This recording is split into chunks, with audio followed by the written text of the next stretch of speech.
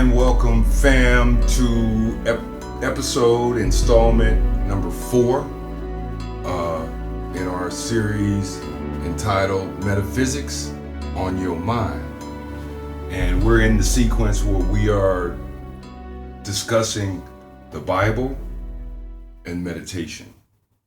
So when we left off on the last installment, we're in the creation story, right? We said that God, which is consciousness or the highest consciousness, I think we went over all this, is awareness.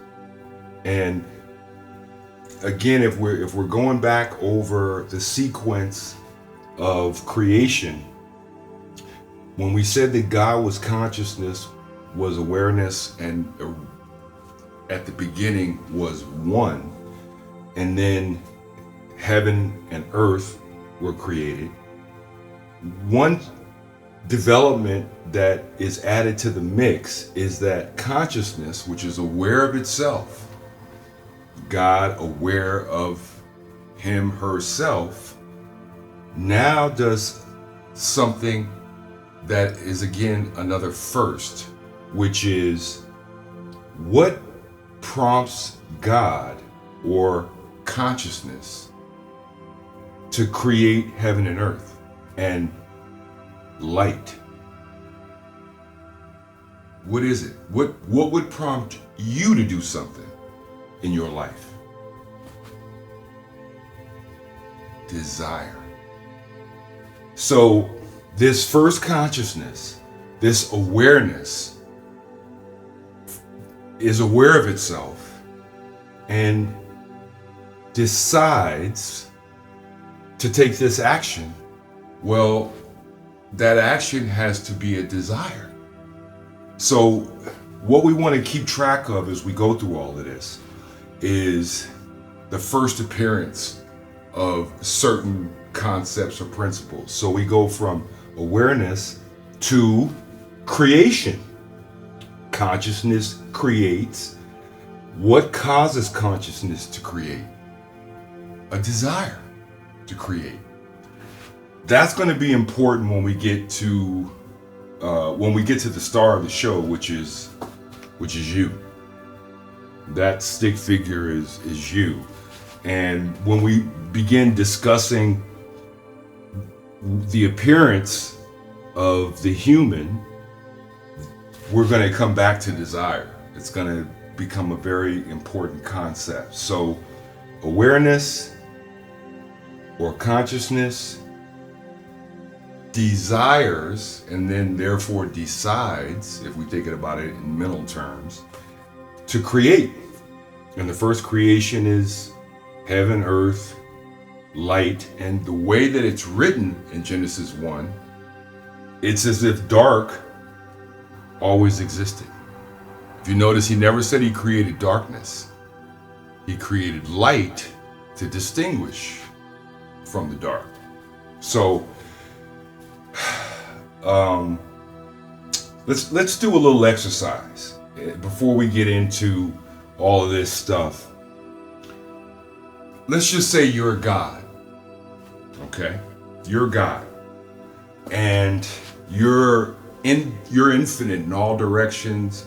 You can do all things, and you've taken these first actions, and as the scripture says, everything was good. Okay, that's fantastic. So day 2, you've created, because you're God, you created the firmament. This is Brother Tony. He's gonna give us a little accompaniment as we kind of go through this. At least the first part. Day 2, you've created the firmament. Okay. Day 3, the dry land and earth. You got all this stuff, and it's all good. Day 4, which brings us to where we are now. Lights in the heavens. Okay. And eventually, when we get to day 6, we're going to get to the star of the show, which again is you. But as we get to that point, God who's doing all these fantastic things. Now you're God, and it's great that you're doing all these things, but who are you doing all these things for? Right? What other consciousness is there to admire your creations? It's just you. So if you were God and you're going through these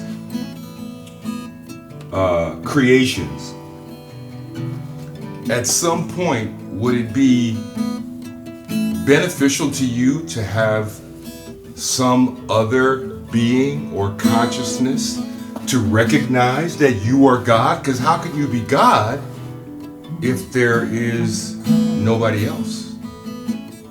You see, you can only be God as a distinction to something else, or who's there to recognize it. So you're God and you do all these great things, but who are you sharing it with? So that's bringing us to day 4. And this is going to be, again, remember we're going to do this all as an as if. So it's not, I'm not trying to convince you of anything. What we're doing is we're just laying out, hey, is there a way to make sense out of all of these elements that gives us a path forward to understanding? Okay? So you're here, and this is where we are now. So we're going to start this part of the, basically we're going to go into details more about the zodiac. I want to read one verse, scripture first. And this is, it's called the Book of Hosea, if I can find it. Hosea, again, we're in the King James, and let's see, T. Hosea is not a book that gets referenced a whole lot because it's a small book, but we're going to try to find it. Let's do that. Let me just step out a little bit.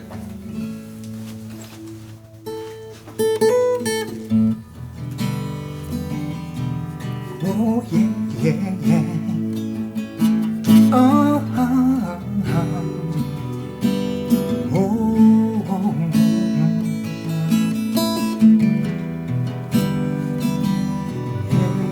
Yeah, yeah.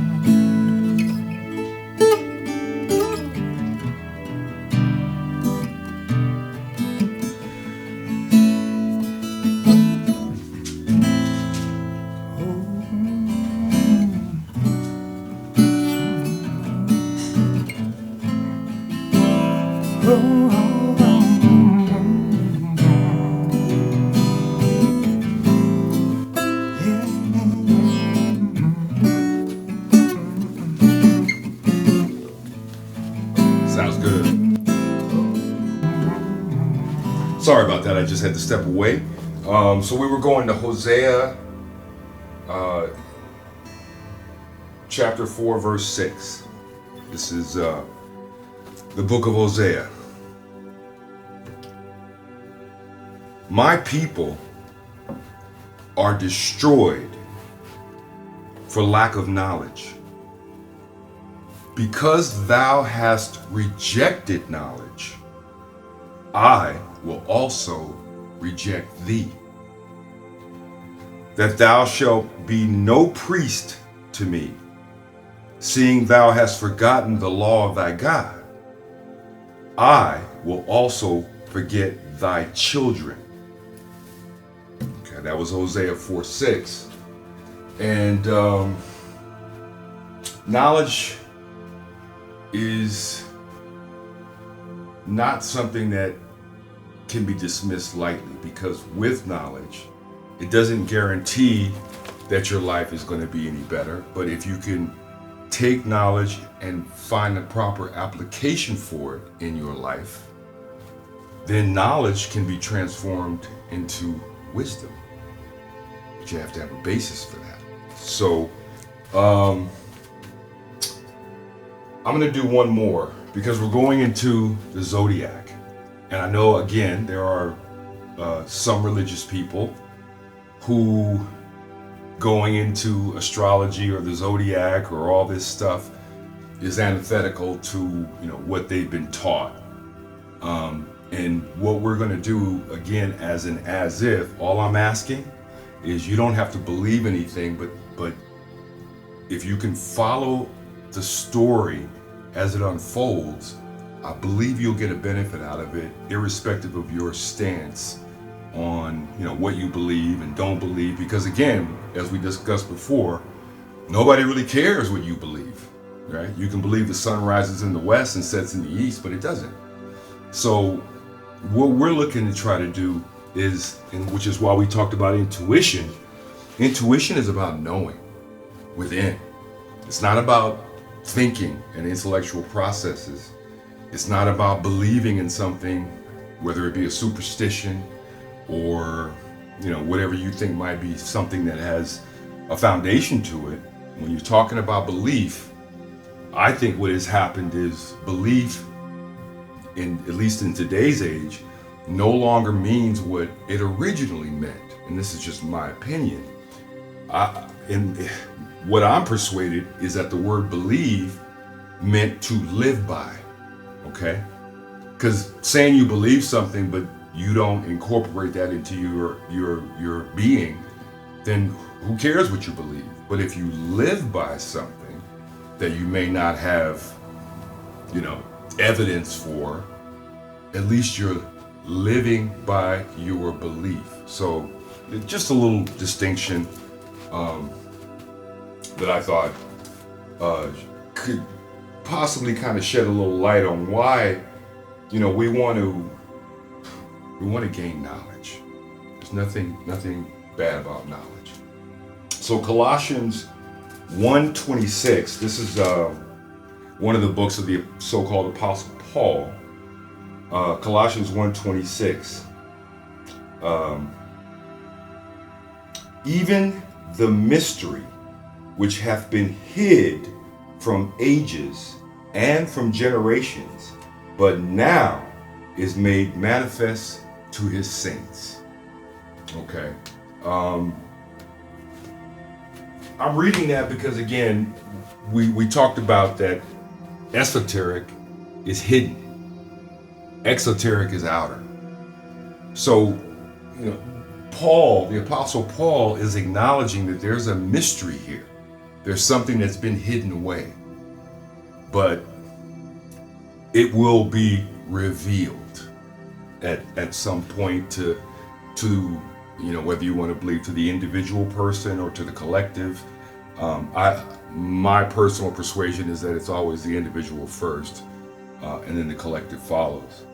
But anyway, so what we have here, God created these lights in the heavens, and what we're gonna propose is that the lights in the heaven, take this off for a second, are not actually the zodiac that I'm talking about. Because if you read the verse, it says at the end, he made the stars also. These are the stars, the constellations. The first creation was the lights in the firmament of heaven. So what I want to say is that these are the lights that are being referred to. We know them as planets. Again, there's a lot of material here, so this is going to take several episodes. So this board will kind of stay up for a minute. But there's just no way to go through how this works in a brief fashion, but we're not going to go crazy. I'm not a professional astrologer.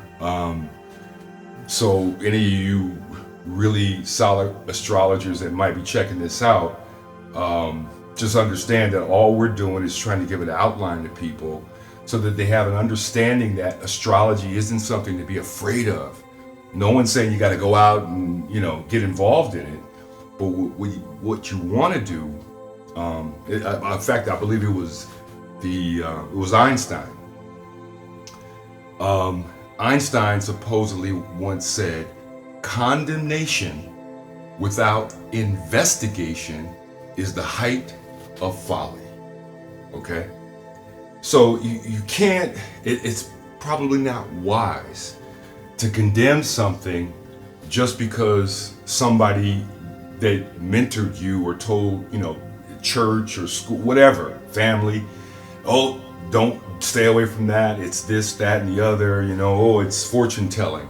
Well, there is something called fortune telling, and the Bible even condemns fortune telling. It does not condemn the zodiac, and we're going to show you passages where there's references made to the zodiac, okay?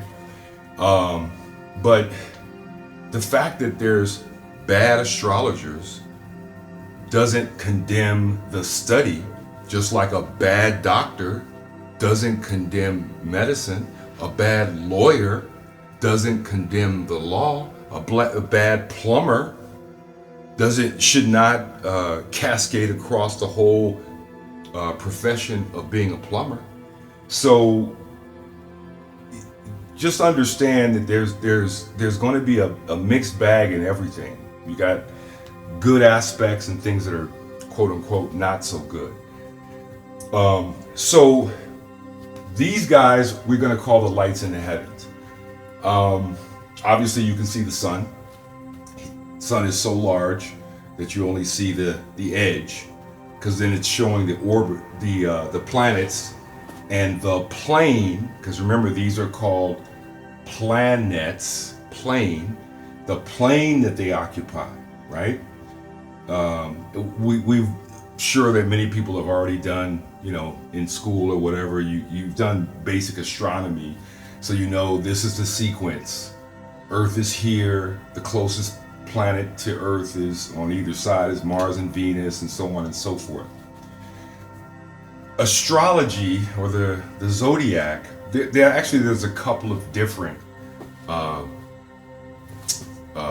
systems of astrology. This one is called the tropical system, which is what we know most in the northern hemisphere. In the west is tropical, but say in India they have what's called Vedic astrology. So it's a little bit different, but you have to understand that these systems, which again originally developed in Africa, but in pre-literate days, meaning quite a long time ago, and spread out and fanned out as you had migrations and trade and so on and so forth, and then doubled back, and then in this area here, what they call Chaldea, Babylon, whatever, this system, the tropical system, kind of evolved to the way it is today. Okay, so the other thing to remember is on this map, the red line is the equator, right, the center, and the way that we're discussing the system is the way it is in the northern hemisphere of the Earth. In the southern hemisphere, everything is opposite, right? Over here it's spring, over here it's fall, because the sun is, as you can see, this orange pattern here. This is what's called the apparent path of the sun. And so if you were sitting down and using a stop motion camera and photographing the sun, if you could do that over a 24-hour period, because of the rotation of the Earth, this is the path that it appears to take, and this is called the ecliptic, right here. See that? The apparent path of the sun. This is all based on the ecliptic. So the sun, in this context, is the star of the show. The sun, its path, you can see, obviously if this was a globe, it would be folded over. But this is the path that along the way, on all the longitudinal lines, which are the long lines, right? Though every 30 degrees, because remember we talked about 30 degrees, 30 degrees, 30 degrees. Every 30 degrees where I've kind of drawn these circles, theoretically, or actually, the sun moves through these signs. And these signs are also referred to as mansions. And we'll get into that. We'll get into the houses. But first, we just want to kind of establish the basis. The basis of tropical astrology is the ecliptic, the path of the sun. On all these lines, you see the circle, the sun is moving through one of those, one of those signs. Basically every 2 hours, right? Every 2 hours, it's moving through a sign because this happens every day. So that's what it's based on. The other planets are obviously part of the mix, but the trick is understand that's why these are called sun signs. So the sun moves through in basically like that, clockwise on this particular diagram. It rises in the east. Remember we said this is the eastern horizon, east. So wherever you're standing, anywhere on the planet, if you're facing north, east is always on the right side. And that's going to become important when we go into scripture and you hear words like righteousness and so on and so forth.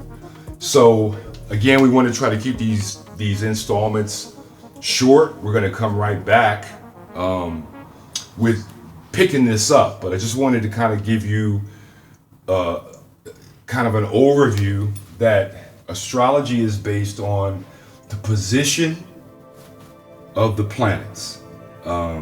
Planetary placement.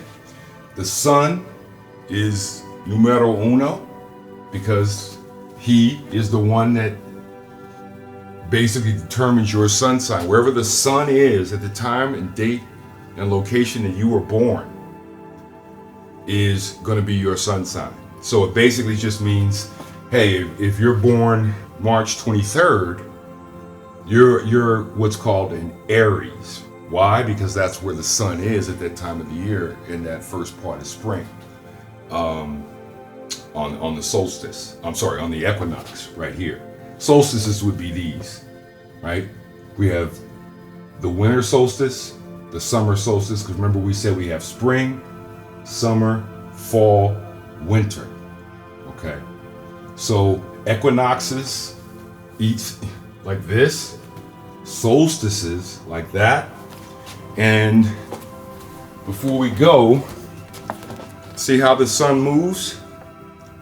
It goes up this way, and this is the Tropic of Cancer. So for those who think there's nothing to astrology, then why would there be two major lines that define the tropics called the Tropic of Cancer and the Tropic of Capricorn?